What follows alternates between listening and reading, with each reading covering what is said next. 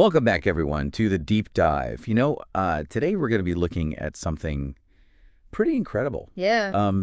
The World Economic Forum's report, Embracing the Quantum Economy, a Pathway for Business Leaders. Yeah. Now, this is the 2024-2025 edition, and it's really kind of a guide for all of us, really, business leaders especially, in understanding and leveraging the potential of these crazy quantum technologies Right. that are really starting to reshape the economy as we know it. I mean, it's Yeah, think of it like a briefing almost for, Yeah.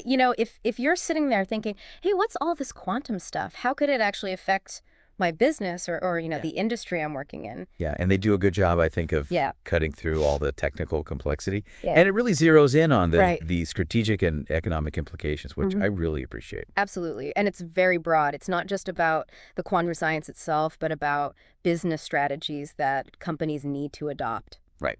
The wider impacts on various sectors, how's the economy going to be affected by all this? What are the technologies that are going to enable all this? And then, of course, something we'll be digging into, We love to talk about, yeah. which is the role of IP Yes, and intangible assets in this whole emerging quantum landscape. absolutely. And it's worth noting that it's very timely. Yeah. We are in 2025. Right. The UN has declared it the International Year of Quantum Science and Technology. Huge. It marks a century since their foundational discoveries in quantum mechanics. Right. That's amazing. So there's a lot of attention right now on this field. Yeah, really is. And so this report is really, comes at a perfect time. It does. It does. And someone who I think brings such a unique perspective to this, and we're sad he couldn't be with us today, Dr. Benjamin Delsol.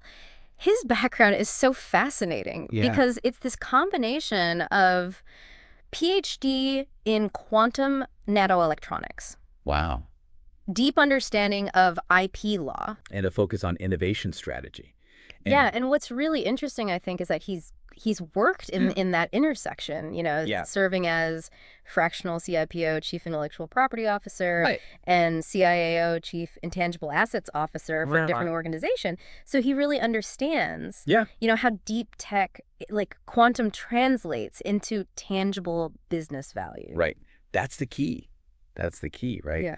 Is being able to take these amazing technologies and bring them down to earth. And protect that value. Yeah, exactly. And how to protect it. Yeah. And he has this great quote, IP as a weapon of mass construction. I love that. I love that too. I think it's so powerful and thought-provoking because it really highlights the central role Right. that IP is going to play as this quantum industry matures. It frames the stakes perfectly. It does. So let's get into the core of the report. Yep. Let's look at some of these rapid advancements we're seeing in quantum technologies and the early impacts they're already having. So the report really emphasizes this progress across quantum computing, quantum communication, and quantum sensing. Okay. Let's unpack those a little bit for our listeners. Quantum computing, we've all heard about it. Yes. And you probably know it already. It holds this promise of tackling these crazy complex problems that are way beyond the reach of even the most powerful classical supercomputers that we have today. Then there's quantum communication, which is really aiming for this new standard of secure data transmission, using these principles of quantum mechanics to achieve what's often called unbreakable encryption. Yeah. Which is a pretty powerful thing to think about. Pretty powerful. If you think about all the data breaches and everything that's happening Absolutely. these days. And then there's quantum sensing, Yes. which is all about reaching these unprecedented levels of precision in measurement, Right. which could revolutionize everything. Everything. From medical diagnostics to navigation. Absolutely. And this isn't just theoretical anymore. Right. The report points out that there's a significant global commitment, over $40 billion in public sector investments fueling the R&D in these areas. $40 billion. That's a lot of money. It's a lot of money. That's a serious bet on the future. Yeah, it is. It is. It really is. But, even with all this excitement and all this money going in, there's still got to be some hurdles to overcome, right? There are. And the report kind of touches on some of these challenges that each of these fields are facing. Yeah. If we think about quantum computing for a minute, a major challenge is in those error rates and the stability of the qubits. Right. Now, a qubit is that fundamental building block of a quantum computer. And unlike a classical bit, your 0 or 1, a qubit can be 0, 1, or both at the same time. Yeah. That's the crazy part. That's right. It's called superposition. Right. But these quantum states, they're fragile. They're easily disrupted by environmental noise. And that leads to errors in computation. So that's a big challenge. Another one is scalability. Can we build quantum computers with a large enough number of these stable, interconnected qubits to really solve complex problems? Real-world problems. And then you have the issue of interoperability. These quantum systems need to be able to work alongside our existing classical computing infrastructure. It's not about replacing, it's about them working together. It is. Now, what about quantum sensing? What are some of the roadblocks there? So with quantum sensing, the sensitivity and precision is truly remarkable. You can imagine sensors so accurate they could detect minute changes in gravitational fields, magnetic fields. Incredible. But how do you maintain this level of performance outside of a very controlled lab? That's a big challenge. Things like temperature changes, electromagnetic interference can really degrade the accuracy. You'd have to have a pretty controlled environment to make it work properly. You would. And then there's a practical aspect. Miniaturization, making these sensors small enough, energy efficient for widespread use. From medical devices to monitoring tools.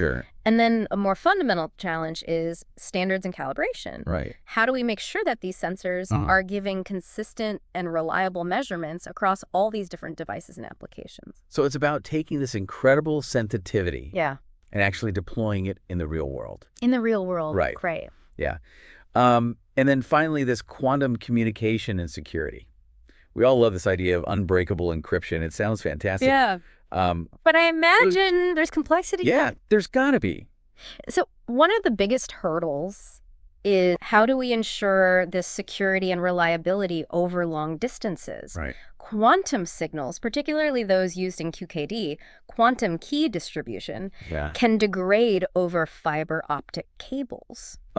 So you need things like quantum repeaters to kind of boost the signal along the way without destroying that delicate quantum state. And even things like satellite-based quantum communication come into play here, but these are very much still early stage research and development. And then similar to computing, scaling up, building a network that is very extensive. A quantum internet, essentially. A quantum internet, that's right. And making sure everything can talk to each other. Interoperability, standardized protocols are essential for widespread adoption. It sounds like each of these areas, while incredibly promising, has some pretty big mountains to climb. They do. Before they really reach their potential. They do. So what's driving all this interest now? Why are we seeing... The report talks about first mover advantages. What are some of those? What's the advantage for someone who gets in early? In quantum computing, early movers could become leaders in the technology. They would have a real edge in solving complex problems in all sorts of industries. Like what kind of industries are we talking about? We're talking about materials, science, drug discovery, financial modeling, logistics, you name it. Wow. And the report even lays out a timeline. It suggests we might see commercial applications using these hybrid classical quantum algorithms within the next year or two. Wow. Prototypes with initial error correction in 3 to 5 years. More advanced systems, 6 to 10 years out. And then the long-term goal of fault-tolerant computers beyond that. That's amazing. So they actually put a timeline on it. They do. That's great. They do. But it's not all rosy, is it? Well... They also talk about some potential pitfalls. Yes, they do. For these early adopters. Like what? Well, the high cost of research and development. It's unpredictable how this technology is going to develop. You need very specialized workers. And then there are things like export controls on certain technologies. So there's a lot of risk involved. High risk, high reward, it sounds like. It does. And similarly with quantum sensing. The advantages are things like precision, sensitivity. You could have applications in healthcare for early disease detection, in defense for better situational awareness, environmental monitoring for very precise measurements.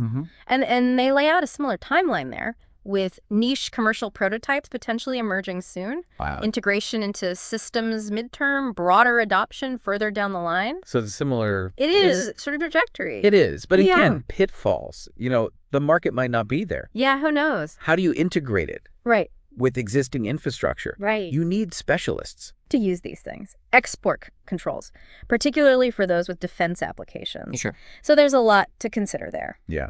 And how about quantum communication and security? Yeah, so the main benefit there is information theoretic security. Right. Really secure communication based on the laws of physics. Laws of physics. This could build a lot of trust, privacy for early adopters, especially in sectors with sensitive data. Right. And it could offer a real strategic advantage. Absolutely. So things like intelligence, secure financial transactions, Good. And again, similar timeline. Right.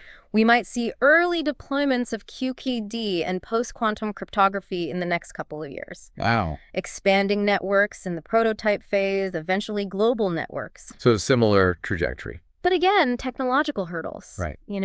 How do we get reliable long-distance communication, satellite-based QKD? Right. You need the right people. You need to figure out regulations. Our workforce again. Export controls. It's a challenge. Yeah. It sounds like across the board. Long-term, amazing short-term. Hurdles. Big hurdles. Yeah. Okay. Now, the report also really highlights this interesting synergy between quantum and AI as a driver of innovation. How are these two kind of working together? So this is where things get really exciting. Yeah. It's not one way, it's a true two-way street. Yeah. AI is already proving itself to be a really valuable tool in accelerating the development and application of quantum technologies. Okay. For example, you can use AI algorithms to optimize the design of quantum circuits, to help calibrate and control that delicate quantum hardware, analyze that huge amount of data that quantum sensors can generate. So essentially, AI is making... It's an enabler. An enabler. That's right. Yeah. Okay. And the report highlights examples like Microsoft's Copilot in Azure Quantum. Oh, yeah. This uses AI trained on a huge data set to help researchers write quantum code more effectively.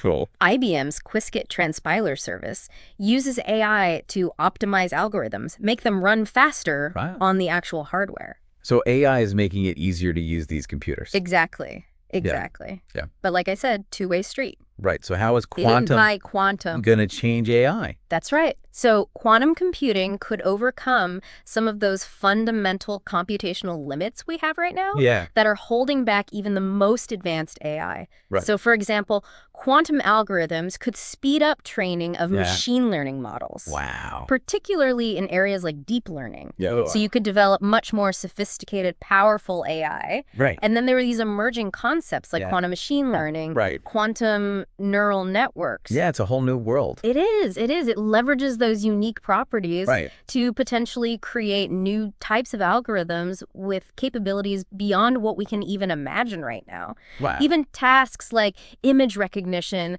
natural language processing, which rely on handling huge amounts of data, could be vastly improved. So quantum could unlock this whole new level of AI. A whole new era. That we can't even comprehend. Exactly. And it really shows you how these two fields are going to be intertwined going forward. So let's talk about the big picture, the quantum economy. Yeah. This report makes this case that we're really talking about building these whole new areas of growth.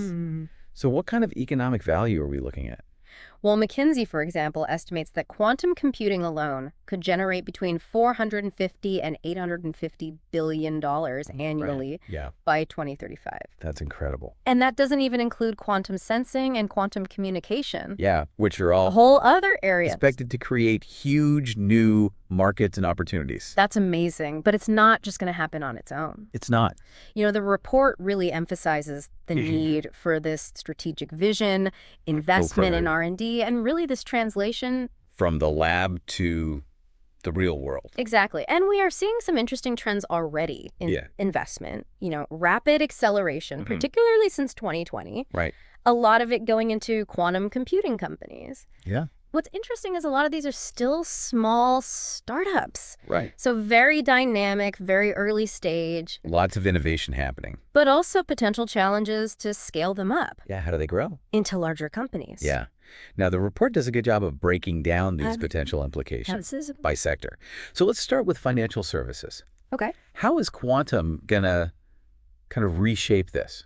So financial services is seen as one of the early adopters and potentially big beneficiaries. Yeah. Quantum computing, with its ability to handle these really complex calculations, could revolutionize things like portfolio optimization. Maybe we can get higher returns on investments, risk analysis, fraud detection. The report even mentions examples, like the work by Rigetti, HSBC, University of Edinburgh, using it for credit card fraud. Wow. AXA is looking into using quantum algorithms for reinsurance optimization. Interesting. Even optimization of securities settlement processes is being looked at. It seems like anything that requires a lot of complex data would be perfect for this. What about sensing and communication in finance? So quantum sensing could be used to detect those subtle magnetic anomalies in transactions that might indicate fraud. And quantum communication offers that enhanced security through QKD. Right. HSBC and Quantinuum are looking into this. Yeah. And even the development of physical encryption networks. Wow. So really keeping those transactions safe. Yeah. Okay. Now moving on to tech and telecom. That's another one. Ripe for disruption. Yeah. So quantum computing could lead to optimized network transformation, improved traffic optimization, quantum communication, enhanced security through that cryptographic agility, making sure the systems are adaptable to any threats. Right, yeah, that's huge. Optimize the performance of ICT infrastructure. You could use quantum sensing for things like site surveys, monitoring the structure of telecom infrastructure, and quantum communication for those super secure communication channels. Right. It's all about better, faster, safer. It is. It is. Right, for tech. Okay, let's move on to pharmaceuticals and healthcare. Okay. That's where we're all That's a big one. Really going to see this impacting our lives. Absolutely. Huge potential here. Yeah. Quantum computing could really speed up drug discovery and development. Right. You can do high throughput simulations of ligand interactions. Right. You can accurately predict the complex structures of molecules like mRNA. Yeah. And it could also optimize clinical trials. Make them faster, more efficient. Make them more efficient, more effective, quantum sensing, better diagnostics. Right. Maybe even remote monitoring of vital signs. Wow. And then quantum communication can play a role in securing that sensitive health information. Yeah, keeping that data safe. Keeping that data safe is huge. It is. It is. Okay. How about chemicals and advanced materials? So in this field, quantum computing can be a powerful tool for those quantum chemistry simulations. Okay. You can design new materials with very specific properties. Sure. It could help optimize catalyst design, which is really important in chemical processes. Yeah, absolutely. And it could even help address environmental challenges. Right. Really important these days. Yeah. And quantum sensing could be used for quality control in manufacturing and quantum communication for securing supply chains. Right. Keeping everything safe and efficient. Okay. Yeah. Energy and utilities. That's a big one. Yeah. Huge sector. How's that going to be affected? So this sector could see benefits in things like optimizing the charging and discharging of those large battery systems. Okay. Improving the efficiency of tailings treatment in mining. Right. Optimizing those energy supply chains. Right. Enhancing the integration of EVs into the grid. That's a big one these days. It is. It is. And quantum sensing could be used for resource exploration. Right. Improving the accuracy of geophysical surveys. Quantum communication can help secure those critical infrastructure networks against cyber attacks. Right, which is vital. Very important. Yeah. Finally, let's touch on automotive, aerospace, and transportation. Okay, so another huge sector. Yes. Huge impact on all of our lives. Absolutely. So quantum computing could help with more accurate aerodynamic simulations. Okay. Improved corrosion modeling, optimization of traffic flow. Right. Managing global supply chains. Right. Quantum sensing for navigation systems, detecting leaks. Yeah. Monitoring methane from satellites. Right. Precise timekeeping. And of course, quantum communication. Yeah. For securing internal data. So really, every aspect of these industries touches everything. Could be affected. So it's amazing how pervasive this is going to be. It really is. Now, the report also looks at how businesses can actually... Yeah, how do you get started? Yeah. It's a good question. Get started with this and benefit from it. Yeah.